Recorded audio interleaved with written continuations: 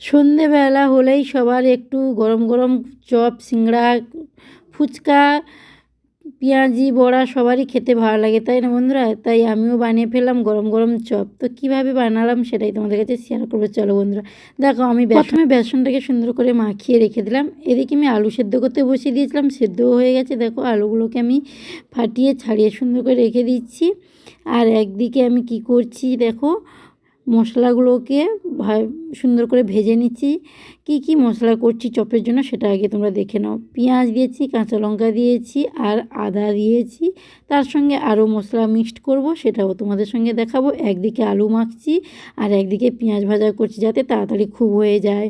এদিকে দেখো আমি 4টে আলু সেদ্ধ করতে দিয়েছিলাম, 4টের মধ্যে আমি 3টে আলু নিয়েছি। 4টে আলু আমার পক্ষে বেশি হয়ে যাবে মনে হচ্ছে, তার জন্য আমি একটা আলু রেখে দিয়েছি। আর এদিকে তোমার বেসন মাখাই রয়েছে। আগে থেকে একটু বেসনটা মাখিয়ে রাখলে কী হয়, খুব ভালো হয়। বেসন মাখাতে কী কী দিয়েছি আমি সেটাও তোমাদের কাছে বলবো, সেটা আমি ভিডিও করতে ভুলে গেছি, তাই বেসনে কী দিয়েছি সেটা আমি পরে বলে দিচ্ছি। দেখো আমি মশলাতে কী কী দিয়েছি দেখে নাও। পেঁয়াজ দিয়েছি, কাঁচা লঙ্কা দিয়েছি, আর ধনেপাতা থাকলে ধনেপাতা দিও তোমরা, আমি নেই বলে তাই দিইনি।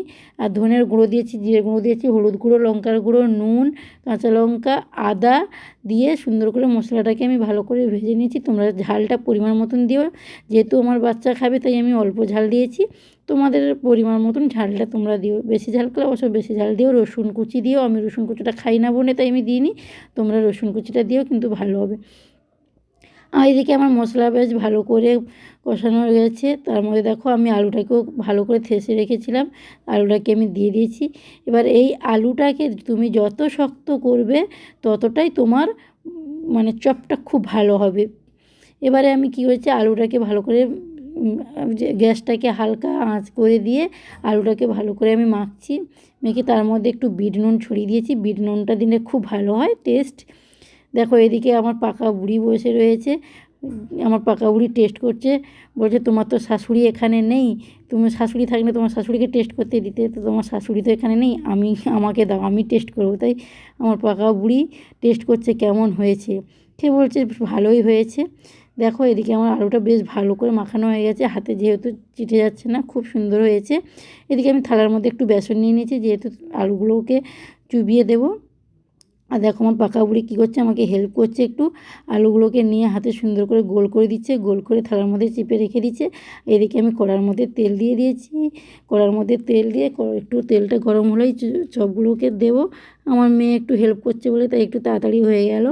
এবার আমার তেলটা গরম হয়ে গেছে।